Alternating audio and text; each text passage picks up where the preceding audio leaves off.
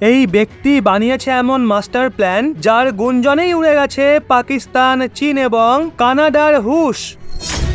পাকিস্তানের সেনাদের তো ঘাম ছুটছে, তাদের ভয় রয়েছে এবার যেন কোন রকম ভুল তাদের ওপরই ভারী না পড়ে। এই ব্যক্তি হলো ভারতের জেমস বন্ড, যাকে ইন্টারন্যাশনাল ট্রেজারও বলা হয়। এই ব্যক্তির নাম শুনেই পাকিস্তান এবং চীনের ঘাম ছুটে যায়। একা এই ব্যক্তি বহুবার ভারতের জন্য শক্তিশালী হাতিয়ার প্রমাণিত হয়েছে। কিছু আন্দাজ করতে পারছেন আমরা কার কথা বলছি? না বুঝতে পারলে তাহলে শুনে নিন, সেই ব্যক্তি হলেন অজিত ডোভাল। ইনি ভারতের ন্যাশনাল সিকিউরিটি অ্যাডভাইজারও। পাকিস্তান, চীন এবং কানাডা ভারতকে চোখ রাঙায়। অজিত ডোভাল তখন দ্রুত অ্যাকশন মোডে চলে আসেন। আজকের ভিডিওতে আমরা কথা বলছি ভারতের মাস্টার প্ল্যান এবং সেটা রেডি করা সেই ব্যক্তির বিষয়ে, যিনি বিশ্বে ভারতের ইমেজকেই পুরো বদলে দিয়েছেন। সঙ্গে থাকুন ভিডিওর শেষ পর্যন্ত, ভালো লাগবে। বন্ধুরা, ভারতের ন্যাশনাল সিকিউরিটি অ্যাডভাইজার বা রাষ্ট্রীয় সুরক্ষা পরামর্শদাতা অজিত ডোভালের বিষয়ে বলা হয়, ওনার কথা উঠলেই পাকিস্তানের শাসক দলের ঘাম ছোটা শুরু হয়ে যায়। তিনি 7টা বছর পাকিস্তানে গুপ্তচর হয়ে কাটিয়েছেন। ওনার নাম মুখে আসতেই একজন বুদ্ধিমান, সাহসী, দক্ষ গোয়েন্দা অফিসারের ছবি ভেসে ওঠে। একবার পুনরায় তার মাথায় একটা নতুন মাস্টার প্ল্যান তৈরি হচ্ছে। সেই নিয়ে ভেবেই পাকিস্তান, চীন এবং কানাডার অবস্থা খারাপ হচ্ছে। আর এইবারই প্ল্যানের মধ্যে শুধু পাকিস্তানই নয়, কানাডাও রয়েছে। প্রথমে কথা বলি ওই মাস্টার প্ল্যানের, যেটা এখন অজিত ডোভালের মাথায় ঘুরছে। আসলে ডোভাল চীন, কানাডা এবং পাকিস্তানে ভারতের বিরুদ্ধে চলা ষড়যন্ত্রগুলোকে ব্যর্থ করার পরিকল্পনার ওপর কাজ করছেন। কিন্তু এই প্ল্যানের এক্সিকিউশন দেখতেই শত্রুদের মাথায় বাজ পড়েছে। এই ব্যক্তি একরকম ভয়। ভারতের শত্রু দেশগুলো এটা মানা শুরু করে দিয়েছে, ভারত এখন আর পুরনো ভারত নেই, যে শত্রুদের ভুলকেও ক্ষমা করে দিত। এখন আর ভারতের ইমেজ সফট নেই। এখন ভারত তার শত্রুদের ঘরে ঢুকে মারায় বিশ্বাসী। আর এই পরিবর্তন এসছে মোদি ডোভাল জুটির কারণে। অজিত ডোভাল মহাশয়ের প্ল্যানকে বোঝার জন্য আমাদের আগে ডোভাল ডক্ট্রিনকে বুঝতে হবে। এই ডক্ট্রিন অনুসারে জয়ের জন্য আপনাদের শত্রুদের নিজের এলাকায় ঢোকার অপেক্ষা করতে হবে না, বরং ওই এলাকায় গিয়ে নিজেদের আক্রমণ করতে হয় যেখান থেকে আপনাদের হামলা করা হচ্ছে।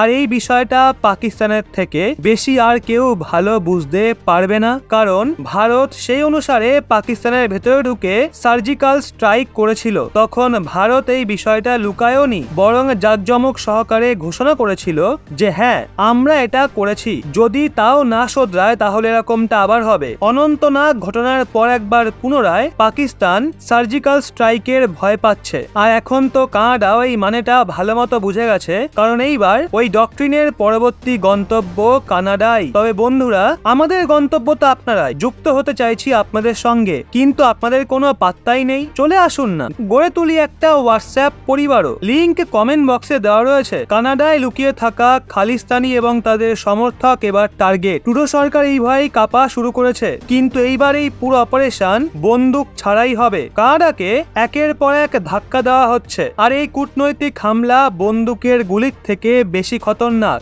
এবং কানাডার প্রধানমন্ত্রী জাস্টিন ট্রুডোর স্টেটমেন্টে এই ভয় বহুবার প্রকাশ পেয়েছে। ডোভাল এই সময় কানাডায় লুকিয়ে থাকা জঙ্গিদের নাস্তানাবুদ করার জন্য অনবরত নিজের সিক্রেট মিশনে কাজ করছে। তিনি কন্টিনিউ কানাডার এনএসএ এর সাথে যোগাযোগে রয়েছেন। এর আগেও তিনি বহুবার সুযোগ মতো খালিস্তানের বিষয়টা তুলে ধরেছেন। এটুকুই নয়, তিনি কানাডা সরকারকে সমস্ত জঙ্গি লোকেশনও পাঠায়। এছাড়া কোন জঙ্গি কোথায় লুকিয়ে বসে আছে এবং তার কি প্ল্যান রয়েছে এই বিষয়ে সমস্ত ইনফরমেশন কানাডা সরকারকে পাঠায়। এছাড়া তারা কানাডাকে ওখানে লুকিয়ে থাকা জঙ্গিদের তালিকাও পাঠিয়েছে, কিন্তু কানাডা কখনো তাদের বিরুদ্ধে অ্যাকশন নেয়নি। মানে পরিষ্কার যে কানাডার প্রধানমন্ত্রী কেবল এখন মিথ্যা স্টেটমেন্ট দিচ্ছে, কিন্তু বাস্তবে সে এখনো ভোট ব্যাংকের পলিটিক্স থেকে বেরিয়ে এসে কাজ করতে পারছে না। কারণ কানাডার একটা বড় পার্টির নেতা জগমিত সিং, যার সাপোর্ট ছাড়া জাস্টিন ট্রুডো প্রধানমন্ত্রী হতে পারবেন না। এর জন্য নিজের ভোট ব্যাংককে সুরক্ষিত রাখার জন্য ট্রুডো কখনোই খালিস্তানি সমর্থকদের বিরুদ্ধে কোনো রকম অ্যাকশন নেয়নি, কিন্তু এখন এই পুরো বিষয়টা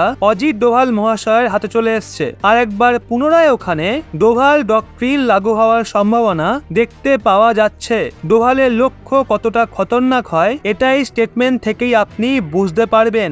যখন পাকিস্তানি জঙ্গিরা মুম্বাইকে টার্গেট করেছিল তখন তিনি বলেছিলেন, তোমরা আরেকবার মুম্বাইকে জ্বালাও, দেখো আমরা প্রতিশ্রুতি দিচ্ছি তোমাদের থেকে বালুচিস্তানও ছিনিয়ে নেব। এছাড়া পাকিস্তানে করা এয়ার স্ট্রাইকও কানাডা এবং পাকিস্তানের জন্য একটা শিক্ষা হওয়া উচিত, কারণ এটা নতুন ভারত যে সার্জিক্যাল স্ট্রাইকও করে আবার এয়ার স্ট্রাইকও করে। 2014 সালে যখন নরেন্দ্র মোদী প্রথমবার প্রধানমন্ত্রী পদের জন্য শপথ নেন এবং যখন অজিত ডোভাল মহাশয় এনএসএ দায়িত্বে আসেন, তবে থেকে ভারত ডিফেন্সিভ অফেন্স ডক্ট্রিনকে প্রয়োগ করা শুরু করে দেয়। সে 2016 সালে পাকিস্তানে ঢুকে সার্জিক্যাল স্ট্রাইক হোক বা 2015 সালে মায়ানমারে ঢুকে নাগা জঙ্গিদের ধূলিসাৎ করা হোক, ডোকলাহামে চীনকে উপযুক্ত জবাব দেওয়া হোক বা গালোয়ানে চীনের 12টা বাজানো হোক বা 2019-এ এয়ার স্ট্রাইক হোক, এই সবগুলোই মোদী ডোভাল জুটির কামাল। এছাড়া বিগত 24 মাসে দেশে অনেক শত্রু কোনো না কোনো কারণে জাহান্নামে যায়। যেমন 2023 সালে পিওকেতে আবু কাসিমের মৃত্যু,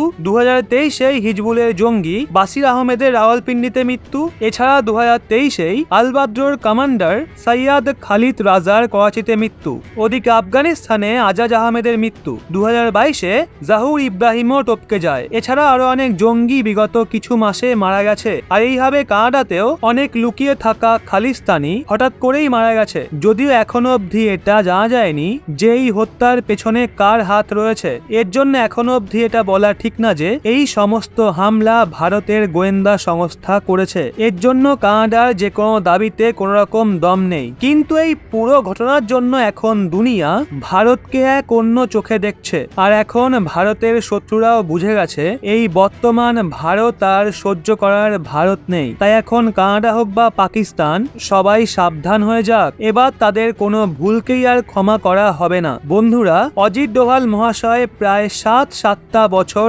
পাকিস্তানের থেকে গোয়েন্দাগিরি করেছিলেন এবং এতগুলো বছরে পাকিস্তানের এমনই গোপন গোপন তথ্য বের করেছেন যেগুলো পাকিস্তানকে কাবু করতে ভারতের অনেক কাজে এসেছে। আর এখন সে দেশের সুরক্ষার কামান সামলাচ্ছে। এর জন্য এখন ভারতের শত্রুদের সাবধান হয়ে যাওয়া উচিত, কারণ এইবার তাদের কোনো ভুলকেই আর ক্ষমা করা হবে না। আর তাদের সমস্ত কার্যকলাপের জবাব তাদের ভাষাতেই দেওয়া হবে। তো এই ইনফরমেশন আপনাদের কেমন লাগলো নিচে কমেন্টে অবশ্যই জানান। আর এরকম এনএসএর জন্য গর্বিত হলে অবশ্যই এই বিষয়গুলো অন্যান্য মানুষদেরও জানতে সাহায্য করুন, প্রাণ খুলে শেয়ার করুন। শেষ অবধি থাকার জন্য অনেক অনেক ধন্যবাদ। ভালো থাকুন, সুস্থ থাকুন।